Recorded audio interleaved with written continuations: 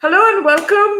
We're back here again, this time with, of course, Abhijit Iyer-Mitra on what is really kind of getting a lot of traction right now, and that is the Congress's statements about Hindutva. It all got sparked off, for those of you who are not aware, with Salman Khurshid's new book, in which he confused, I was going to say, but no, it was not a confusion. It was entirely intentional, where he compared ISIS to Hindutva, Boko Haram also to Hindutva. Now, this was then the follow up kind of chorus was led by Rashid Alvi, who then went on and said something about those who chant Jai Shri Ram are not saints. And subsequently, of course, Rahul Gandhi jumped into the mix and decided that this was a clarion call for a battle of ideologies, and Hindutva was something that was needs to be dismantled and destroyed or whatever, and the usual sort of stuff that comes out from there. And in all of this mess, of course, BJP is thrilled because the elections are due in Uttar Pradesh. That's a big pie. And between Akhilesh Yadav praising Jinnah and Rahul Gandhi sort of deciding now is the time to fight his ideological battles, it and trying to make this sort of spurious distinction between Hindus and Hindutva and etc., etc. The BJP, of course, has a lot to celebrate. He's done it again. So, Abhijit Iyer-Mitra, welcome to the show. You wrote a powerful piece today. Actually, you made it a lot more analytical than I think even the Congress probably has thought about it that much. You seem to believe that these utterances are very much a part of a well-calibrated strategy and are not random sort of loudspeakers or motor mouths in the Congress party going off. So just to be clear, I don't think it's a calibrated strategy, but I think it's more of an existential requirement, given where the Congress is at the moment. So there are basically two camps in the Congress, right? One is the G23, who feel that Congress is losing its national appeal, and it needs to fix that very, very quickly so that it doesn't perpetually become a perpetual opposition party that's never going to come back into power and ultimately get reduced to nothingness like the CPI-CPIM were. Remember, just in the 2004 elections, CPI-CPIM, the left combined got 65, 70 seats almost. That was the highest tally ever. And today they're at 2, 3, maximum 5 seats. They've been completely wiped out. Now, Modi has moved more and more to the left. So the left space is only this much, the right space is this much, and nobody's outflanking him on the right. Now, remember, the Congress was never particularly ideological about these things. Whenever they wanted to play the right, they would play the right. When they wanted to play the left, they would play the left, and things like that. Rahul doesn't get it. Rahul is a classic European social democrat, and he's the most dangerous of all commodities because he actually believes. Politics should never be run by people who believe. People who believe should be in religion, they shouldn't be in politics. So he actually believes all this codswallop. So there are the realists within the Congress who want the Congress to, be ideologically and morally flexible. And yes, very important question, Advaita. We'll talk about your homophobia and your vicious bigotry and hatred of Advaita. But let's focus on this right now. They want that regeneration to happen. Because remember, how long are cadre going to stick with a party that can't give them the goods, that can't assure them, social mobility, that can't assure them contracts and things like that? A party withers away. So they understand that the longer this hiatus from power remains, the weaker and weaker and weaker the Congress is going to get. Rahul and Priyanka are coming from a very, very different angle. And the mother seems completely disinterested in second guessing or interfering with any of her children's decisions. She's not very well also from what is being said. So maybe, Exactly. she's kind of handed it over to Gen Next. Correct. So what happens out here is Rahul is thinking, मेरा क्या अड्डा है अभी? Uh, Even if the Congress lost the state elections in Kerala, we at least won the central elections. So some people in Kerala see us as the only reliable bulwark against the BJP and Hindutva. So he's pandering to an Islamic constituency out there. Now remember, the Islamic constituency out there and the Christian constituency out there don't exactly see eye to eye, right? And that is why the entire election campaign, if you go through what the Congress leaders were saying in the Kerala elections, they weren't actually taking on the CPI, the ruling CPI, CPIM, as they were taking on the BJP. Yeah. Right? Because their thing is, this will become like Bengal.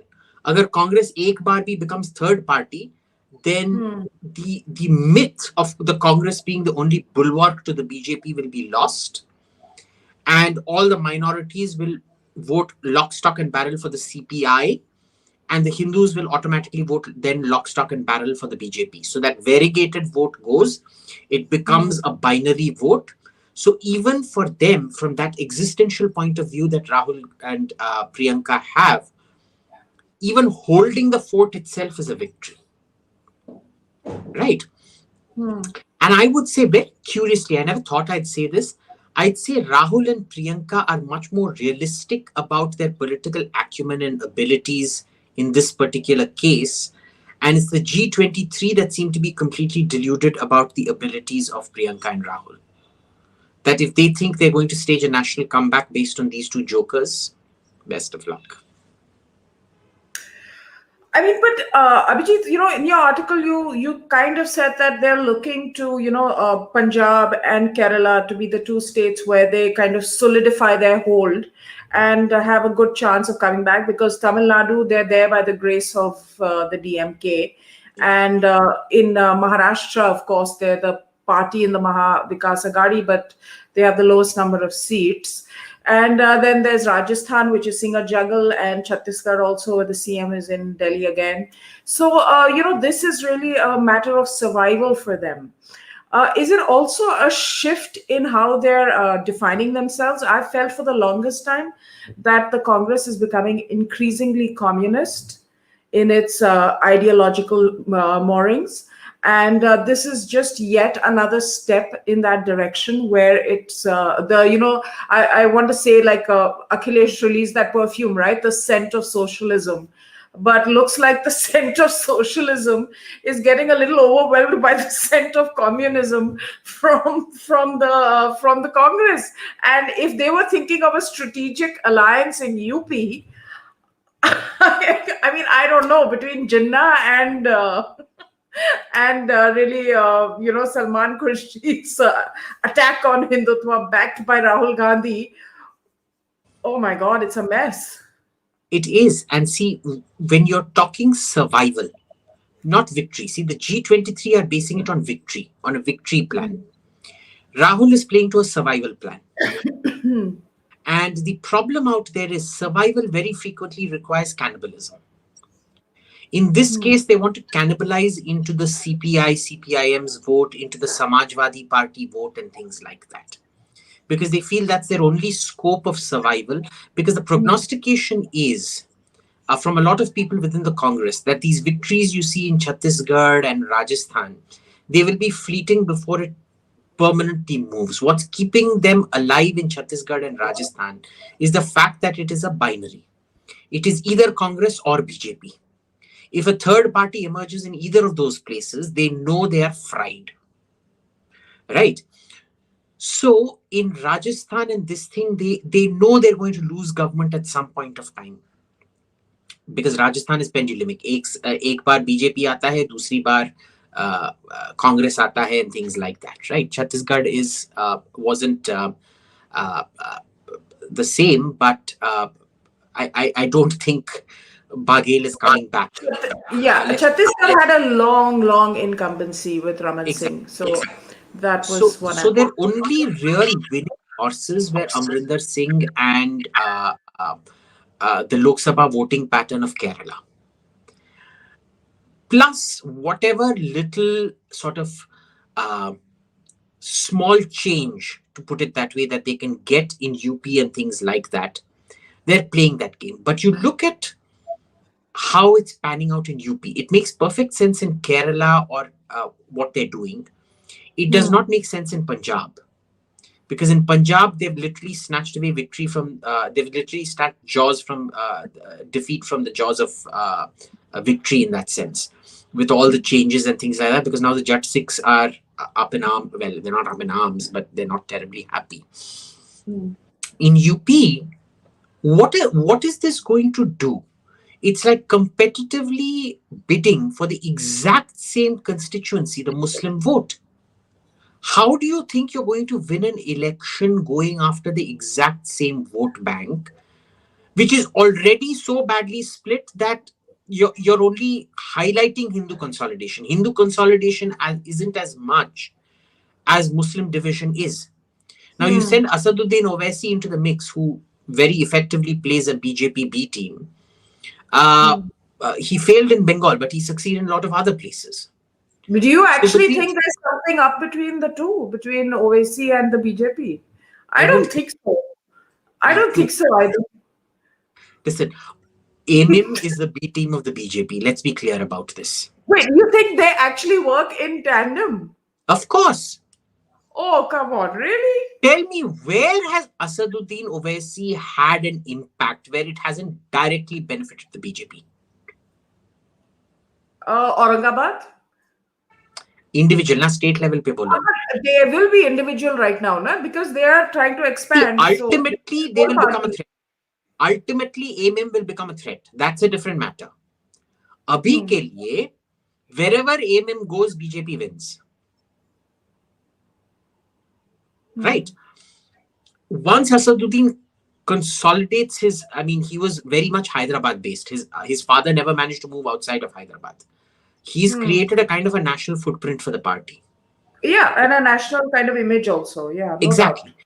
But in the nascent stage, in the growth trajectory, what has it ended up doing? It's only ended up cutting into the voter base of traditional Muslim vote bank parties like the Congress and the Samajwadi Party and people like that, right? So Mamta just ended up being too strong and the polarization in Bengal was too great. So it didn't work. Asaduddin did in fact have an impact on one, maximum two constituencies in Bengal. Still not much, but he did have an impact. Yeah, Bengal also has that linguistic aspect to it, right? It's not Very just a faith-based aspect. It's a combination of those two. Exactly. But where language isn't an issue, in Rajasthan, Madhya Pradesh, Chhattisgarh, UP, it isn't, because they all speak kind of like a common-ish tongue. Yeah. It's a very different ball game out there. True. And so now coming back to Azad, Ghulam Nabi Azad has been sort of taking a different line and put out what I think was a dignified statement on this latest utterance. He's, of course, a very prominent member of the G23. And Salman Khurshid is somebody who, in your article, like you've stated, can be viewed as being part of the Gandhi's coterie. And this points also to an internal tussle in the Congress, which is very alive and kicking, even if it's not in the headlines, that there are people in this party who are going in completely opposite ways. And it's a deep fracture. It's a deep fracture. I suspect it will end up in a split. I suspect. My issue is that because the Gandhi family is essentially the Reserve Bank of India, who maintain all the records, the finances, and the rank and file owe personal loyalty to them in that sense. A split will end up becoming like that Congress R and Congress O, when Indira Gandhi split the Congress kind of thing. In favor, all the brains will go into one side, all the buffoons will come onto the Gandhi side. But the Gandhi side will retain all the organizational power and things like that. So therein lies the fundamental issue of a split within the Congress. No, it's looking like there's going to be a cabinet reshuffle in Rajasthan next week, is what the media is reporting. Sachin Pilot today came in, met with Priyanka Gandhi for sure. I don't know if he got to get to meet Sonia Gandhi. But essentially, I think that is another tricky balance that the leadership has to strike. Otherwise, there could be some upsets. He's tried it before. He couldn't pull it off. He might try again, or at least make things very unpleasant and uncomfortable. See, I suspect, look, Sachin Pilot isn't a very likable person. Anybody you talk to, he's great at building organization, very hard worker, but people don't like him at an interpersonal level. Why That's is he not warm? Is he not warm as a personality, or he's distant? He's just a horrible human being, apparently. Oh, yeah. Because I've heard the contrary. Like, I know people who work closely with him. I guess with everybody there is that. Which is why, if you remember, with Jyoti, he was able to very successfully split the party in Madhya Pradesh. But you look at the total number of people supporting Sachin Pilot. How many legislators were willing to support him? Yeah. Right. Why is that the case? Because see, if Gehlot, everybody knows, has a kind of a reputation for administrative incompetence in a sense. So they should have all wanted and very be hands-off in terms of organizational work and things like that. So they would have wanted somebody young, energetic, apparently a Wharton graduate or what graduate? ऐसे कुछ है ना, Kellogg School का graduate. To head them. Why did they not? Why is it that they're valuing a octogenarian geriatric over this young, energetic new face who's very close to the Gandhis and things like that? Clearly there's something, right? Things don't add up. So even these individual fiefs, look, the problem, if you look at their shrinking, the Congress is shrinking, is the way they treated regional satraps. They never backed Mamata Banerjee 100%, and look where Mamata Banerjee is today. That could have been the Congress today. Well, they did it most recently with Jagan. Yeah, in most recent memory. Mind you, when his father was such a loyal foot soldier, you go and treat his son this way. Right? Amrinder Singh, look at the way they treated him. And for what? For an unreliable commodity and mentally imbalanced commodity like Navjot Sidhu, who has a history of stabbing people in the back. You remember what he did to Arun Jaitley, no? He won't even come and campaign for Arun Jaitley. Whereas Arun Jaitley was his mentor within the party. Well, that's a whole other kettle. I'm curious about now Rashid Alvi kind of coming out and making that comment about Jai Shri Ram and not. I mean, it's going to keep getting worse. But it's going to keep getting worse. But the BJP is often blamed for bringing religion into politics and being the communal party. But what we're seeing right now, and we've seen this for a long time, is that the Congress communalizes and then the BJP reacts, and then all the media will turn to the BJP and say the BJP is communalizing the election. Well, look, when you say it seems like the BJP is the communal party, it only seems to NDTV viewers like that. Right? To the rest of us, it's never seemed that way. Yeah. And look where that seemed got them. 44 seats and then 50. We are 52, koi 44 se zyada behtar hai kya? Like, when I used to get Golgappas in maths, I used to, one exam I got 9 on 100, the second exam I got 11 on 100. And I was thrilled I'd got double digits, and my maths teacher was like, bhai, double digit, aisa koi double digit improvement hai kya between 9 and 11 out of 100. So this is like one of those. And remember, 10 seats, it would have gone down to 42. 10 complete seats were dependent on the largesse of the DMK. 9 in Tamil Nadu, 1 in Pondicherry. Right. Which brings me, Abhijit, this brings me to the conversation, and I put this to Shehzad as well, because Shehzad has been with the Congress. And it really makes me wonder, is that Congress has a lot of money. It has a lot of real estate. Is the agenda really to win elections, or is it to maintain control over that real estate and that money. Because when these things happen, I feel that, winning an election is really not the number one priority. I agree. I agree. And that is where I think Mamta is playing this game, that she wants the Congress to come down to about 33 to 37. And why did she pick Goa? I mean, optimally, you would want, why Goa and Tripura? Goa in the other end, Tripura on the other side of Bangladesh. Why didn't she pick a natural geographical extension like, say, Odisha or Bihar? Think about it. She's only aiming to get 4-5 more seats. The moment she has, say, 37 seats as opposed to Congress's 35 seats in Parliament, the Congress party will automatically, she is planning a hijack, a full-blown hijack of the Congress.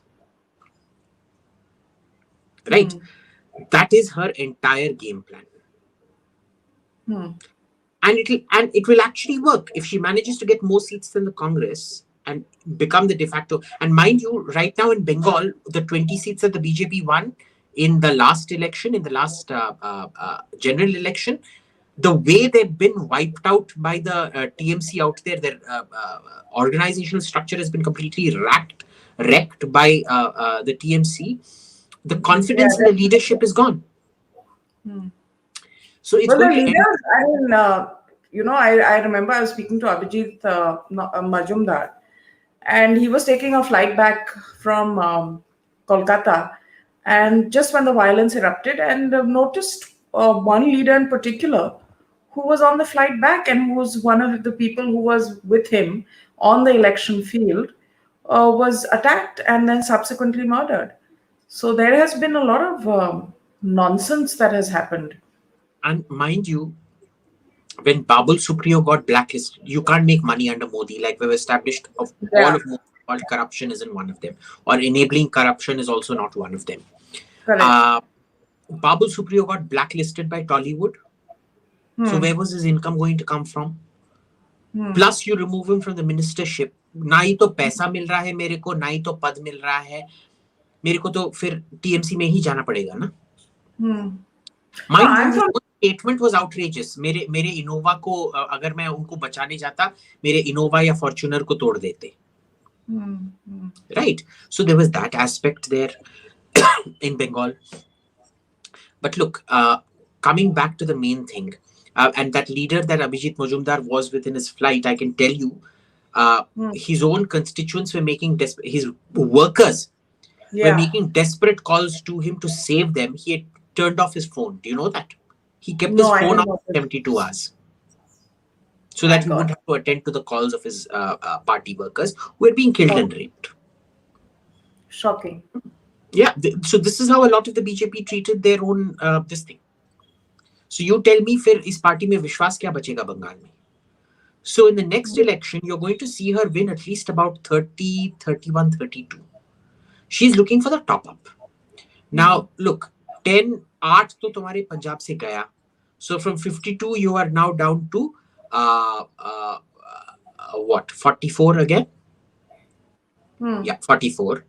And you take away the 10 from Tamil Nadu, because Tamil Nadu is pendulumic. The last, technically this term that OPS and EPS served out was Jayalalitha's second term. It was the first time she broke the pendulumic nature of Tamil Nadu politics. From DMK to ADMK, DMK, ADMK, ADMK, ADMK kind of thing. It was ADMK, ADMK. 2 successive elections. So thus 44 se fir 10 nikal do, you come down to 34. She's aiming for that 37 mark, and she's going about it very, very, very smartly. Tripura ke 2 seats hai na, and Goa also has 2, if I'm not mistaken. Yeah, I think so. Yeah, I think so. 2 plus 2, 4. If she gets 34, 36, she's within striking range. She's going to go about it very systematically. Remember, you needed her particular kind of madness and consistency and steadfastness. You had to be mad to take on the CPIM in Bengal. She did it. She's got a vision. She's like a bloodhound. She's going to go for it. She's going to succeed at it.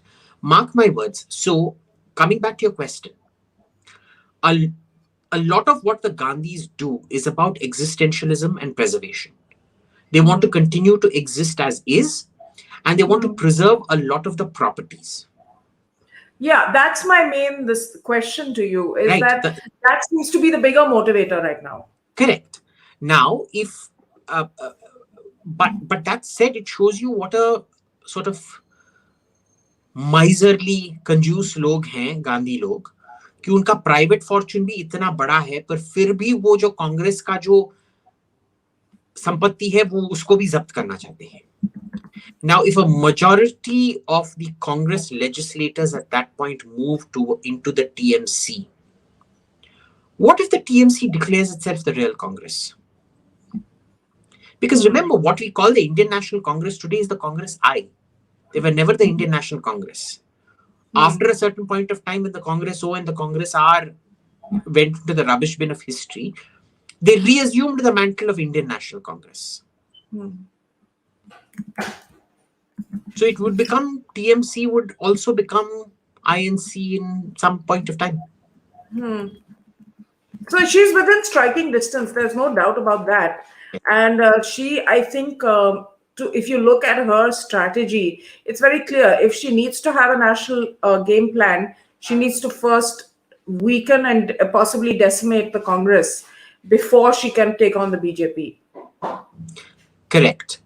So just like in Kerala, for the Congress, BJP was enemy number one and CPIM was enemy number two, or not enemy at all. For Mamta today, Congress is target number one. Yeah. Target number two which will be completely different tactics. I presume it will be cajoling, will all be all the baby, which is to say the NCP and the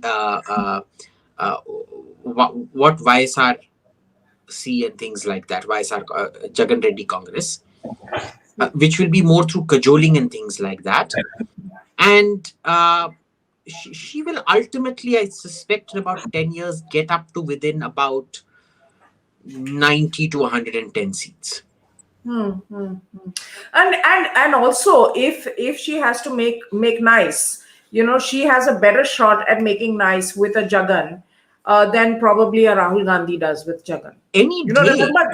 Remember Jagan is spent a year or so in jail. Because remember, Mamta went through the same thing that Jagan went through. Yeah. Kind of. Very similar. They've all been through the same thing. Sharad Pawar, Mamta, YSR, Jagan, they've all been through the same thing. So there would be a certain bond. The question is, what are the terms of accession to the Congress Union in that sense? Is it going to be something nasty like Kashmir's accession to the Indian Union, or is it going to be painless like Junagadh's accession into the Indian Union? I think it's going to be a little painful, and I don't think it's going to be painless at all, because I think the rest of the Congress, which is to say the proper what is called the Indian National Congress today, Rajasthan, Chhattisgarh, Madhya Pradesh, even Kerala, will be a lot like Sikkim joining India, whereas YSR and NCP might get a bit messy. Let's see. Because see, they've both consigned themselves to being regional parties. So now let's move on to UP. Okay.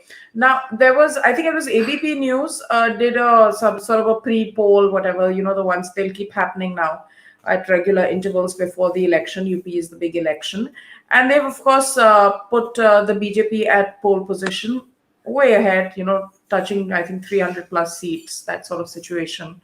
And what a lot of people have been saying, and I think so as well, because I did go to Lucknow about a month and a half ago and got a sense of what's happening, at least in the capital city, wherein Yogi is in a very strong position, no doubt. This is an election that he's going to fight himself. The last time, if you recall, our viewers, he was elected. Appointed rather by the MLAs, the winning MLAs. He was not the face of the campaign. This time around, he's very clearly going to be the face of the campaign. So Yogi is going in strong. Akhilesh is the principal opposition. Behenji is very quiet right now. She's fending off her fighting her own battles and typically staying quiet. But Akhilesh and Congress arriving at a strategic alliance was going to be something that could test the BJP a little bit coming up. Now, Akhilesh doing this Jinnah speak. On the other hand, Rahul Gandhi going after Hindutva. Would it make sense even for them to come together, because they seem to be catering to the same constituency, the same sort of minority appeasement? They're going for the same vote. How are they going to, even if they do have this strategic alliance, I don't see who they're going to attract. See, this is why I'm saying the C voter poll is wrong. If you use see, the problem with all methodologies is the founding principle of any economic methodology is one, man is rational, and ceteris paribus, that everything remains the same. All other factors remain the same. Now, ceteris paribus ki chhod do, but with man is rational. That's a very frayed basic assumption to take in the case of politics. Because politics is about emotion, it's not about rationality. So इसमें क्या है कि if this were rational, I would say yes, BJP is going to get 220 or things.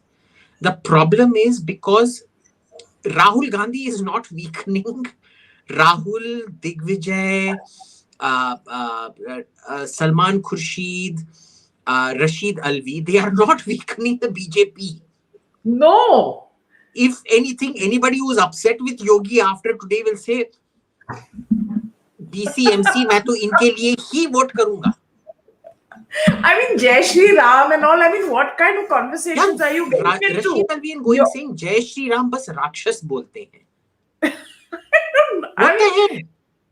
I'm not even, Abhijit, I'm not even looking at it from the perspective of causing offense to Hindus or anything. I'm looking at it from a totally detached eye and saying that this is absurd. I mean, on one hand, you have everyone from Kejriwal to Akhilesh to even, I think, Priyanka Vadra going to Ayodhya, Ram Janmabhoomi.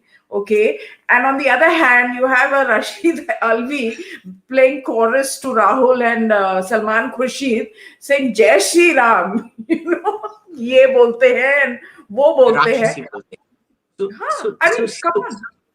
So herein lies the beauty of all of this, na? इसमें, I'm telling you, it's almost confirmed now that Rahul Gandhi is the chief election agent of Modi himself. इन दोनों के बीच में कोई setting है ही बस. एक conspiracy theory नहीं है. I think we've seen enough. I'm a scriptwriter, so I think the great twist would be that AIMIM is not actually, or your AIM, AMIM is not actually the B team, but it's Rahul Gandhi. It's a lot of things playing. AMIM is B team number 1. Rahul Gandhi is B team number 1. AMIM is C team. And here's Arun Rao, who's brought another conspiracy in. We've heard of these groups. Arun is accurate. We've heard of these groups, yeah. We've heard of this Rahul team, Priyanka Vadra's team. See, Priyanka and Rahul will never fight with each other. Correct. But their respective coteries will do anything to take each other down. Right? Because one sees the other as a threat to its existence.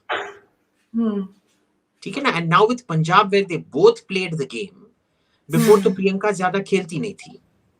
She came into the spotlight playing the games when Sachin Pilot started his rebellion. Went through Jyoti. And in the Punjab case, she played a very prominent role, remember? But she's more accessible than the brother also, na? That's why you had Sidhu. She's not. That's the amazing thing. She's not. She's not. You look at her strike rate, she had a worse strike rate. As for the BJP goes, she had a better strike rate in that 90% of places Rahul visited were lost, but 98% of places where Priyanka visited were lost. I mean she's accessible in the sense that she does meet the leaders. because Rahul Gandhi has this reputation. Remember Himanta Biswa Sharma, trying to meet him forever, and then actually getting to meet him, and then more attention being paid to Pidi than to him. So there is this thing that it's very Rahul Gandhi is not accessible to his Congress party leaders. However, she seems to be doing a better job at that, in the sense that she will meet with Sidhu. Sidhu will put up that photograph. Captain So, will come. He will not get an audience, but so Sidhu will. checking all the All that BJP is happening. WhatsApp groups, Huh. the BJP is more enthused about Priyanka coming into politics than the Congress seems to be. Are you on BJP WhatsApp groups? I'm on a few of them, yeah. My I'm only not issue on is I any don't WhatsApp scan them group. often enough क्योंकि वो सब हिंदी में होते हैं और मेरे को तो vernacular आपको पता है, मेरे को हिंदी बोलना आता नहीं है. मैं But बस then अंग्रेजी. how will you act in my shows, because they're all in the vernacular. अरे कटरीना कैफ अगर एक्ट कर सकती है उसके एक्सेंट के साथ तो मैं क्यों नहीं कर सकती रे? उससे बेहतर डांस भी लेती हूँ मैं. But you have to dance better than Katrina. That's the good thing. I mean, she's a really good और dancer. वॉइस डबिंग का कभी सुना नहीं है क्या? ये सब मेरे को सिखाना पड़ेगा.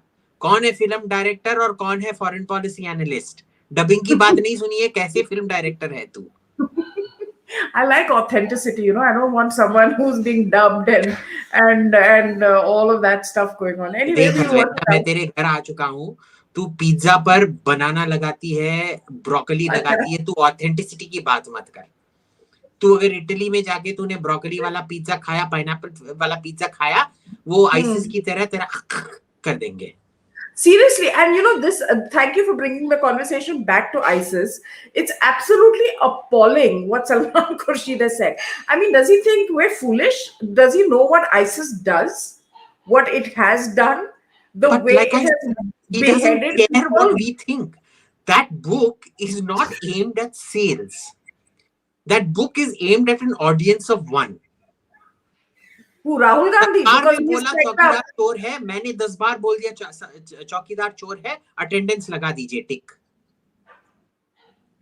नहीं, but I mean, आप ये equivalence हजूरी draw है नहीं ये. कर रहे. हाँ? Even if you're drawing equivalence, there has to be some sense to it, na? It has to be actually equivalence. It कहाँ का can't be sense people है? who are beheading. अरे अरुंधति रॉय का तुमने एनालिसिस पढ़े हैं? मैं उनको नहीं पढ़ती actually. हाँ, तो Arundhati Roy is more serious than Rahul Gandhi. I don't know. I mean, do you think so? I I'm think not. so. At least she can write. Rahul can't even write.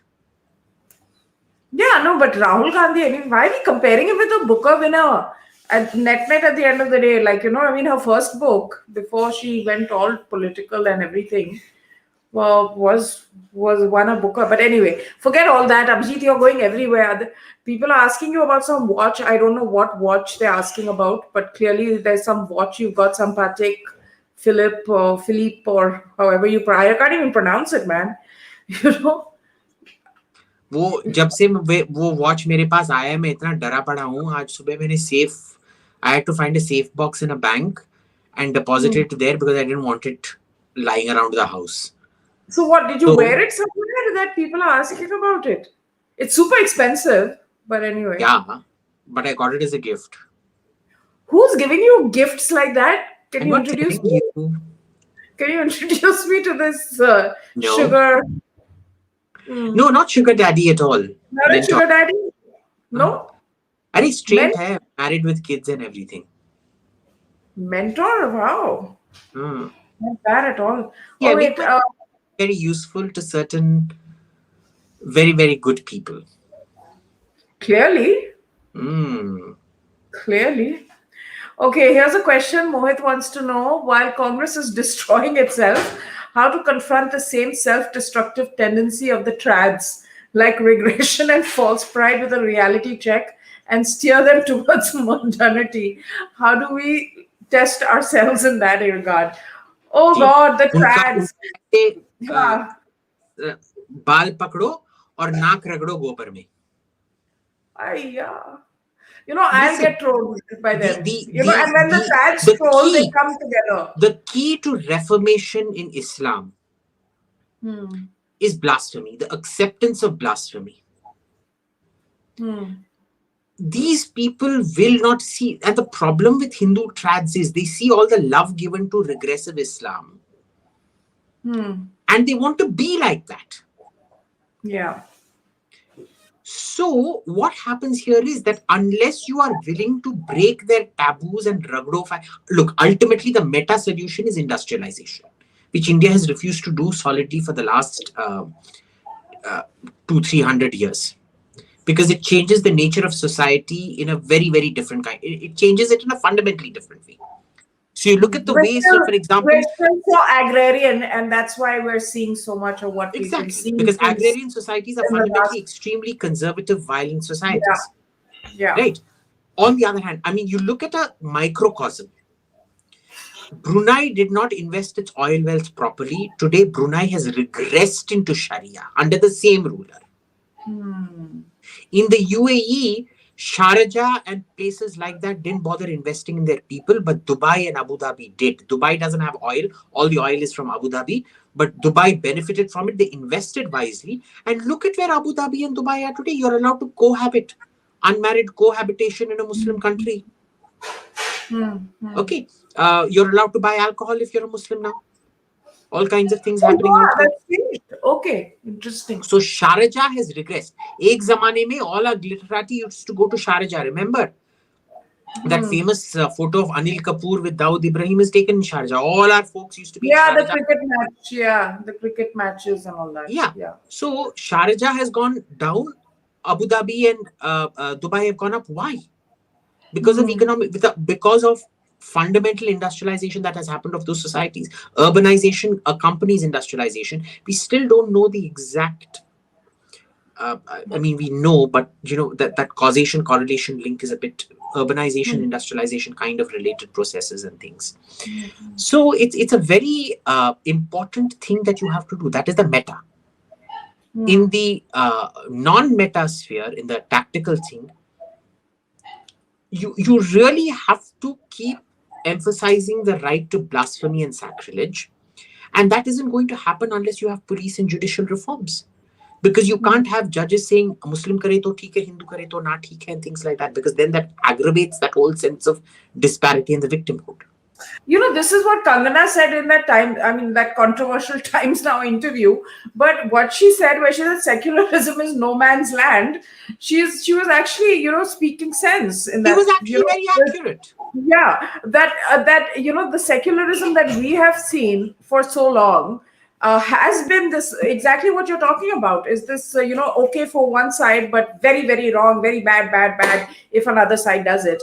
And allowances being made constantly. And if you dare point anything out, never mind that, careers have been built on talking about casteism. But if you mention radicalization, then you're a bigot, you're communal, you're all of those things. You're completely kind of excommunicated from, society. So there is... What is Hindutva and why AIM supports Hindutva? Well, very simple. Hindutva is the Hindu consciousness politicized. I've never opposed political Islam, by the way. My thing is, political Islam, it depends on how you use it. It can be used for good or it can be used for bad. Okay? So it's the same thing with Hindutva. It's neutral. It depends on how you use it. What is Hindutva? It is basically a consolidated political consciousness of people who are willing to put their Hindu identity first over their caste, regional, ethnic, or linguistic identity. But not above their national identity. I think not above their national identity. This has to be pointed out. Yeah. Very important, because remember, when you do the RSS salute, you also bow your head, and you know who you do it to. You don't do it to each other. The only thing you do it to is the flag. Bhagwa Dvaj. You do it to the flag. Your loyalty is to the Indian state. Yeah. So it is not a subversive organization. Far from it. It is a pro-state organization that aims to consolidate a certain thing. And mind you, they are the most anti-caste thing around. The BJP, the RSS. The RSS has for sure. more to eliminate caste, short of economic reforms, in a third world pre-agriculture, pre-industrial agrarian state. You know, The the march. RSS has done more social engineering and more to eliminate caste than all these so-called social reformers and talkers and professional caste-talking career makers like Shepherd Elia and whatnot have done cumulatively. Hmm. No, no. I mean, the much maligned Guruji Govalkar was, actually did the first sort of conference on untouchability and got pandits and Shankaracharyas all on one stage at a time when it was unthinkable to do that. Yeah. Secondly, in the Sangh, you don't have people using last names because very often a last name can be a giveaway of a caste. So people are And, and, usually and to by mind their you, first name. people I mean, don't there's so realize the kind many of things. backlash Hmm. that the RSS got from traditionalist Hindus. जो वो तो traditionalist करना हिंदू है. आजकल RSS के ठेकेदार बन के घूमते हैं, उनको इतना घृणा था बीजेपी से that the BJP tried all these social engineering. Do you remember Kalpatri Maharaj and things like that? The DS Balaji on Twitter did a whole thread about it. No, He I was haven't the seen that. worst kind of casteist around. He won't enter a house where a Dalit had been and things like that. Hmm. He refused to share food with LK Advani. Do you know that? Hmm. So Who there is were this all person? kinds of things I out didn't. there. I missed this. Yeah, I missed this person. I don't know who he is. I'll send you the thread sometime. Tweet it with this thing so your followers can follow. There's a guy on Twitter called DS Balaji. Okay. He's done a whole thing. Just run a Google search for Kalpatri Maharaj. Okay. So there was all kinds. The trads, they used to support the Congress because the Congress never did anything to break their hold on society. The RSS did. So RSS used to be enemy number one. Right? So there's been, and personally in my experience, because I'm from an intercaste marriage, the Shankaracharya at Kanchi and things and Sringeri, they never had an issue with it.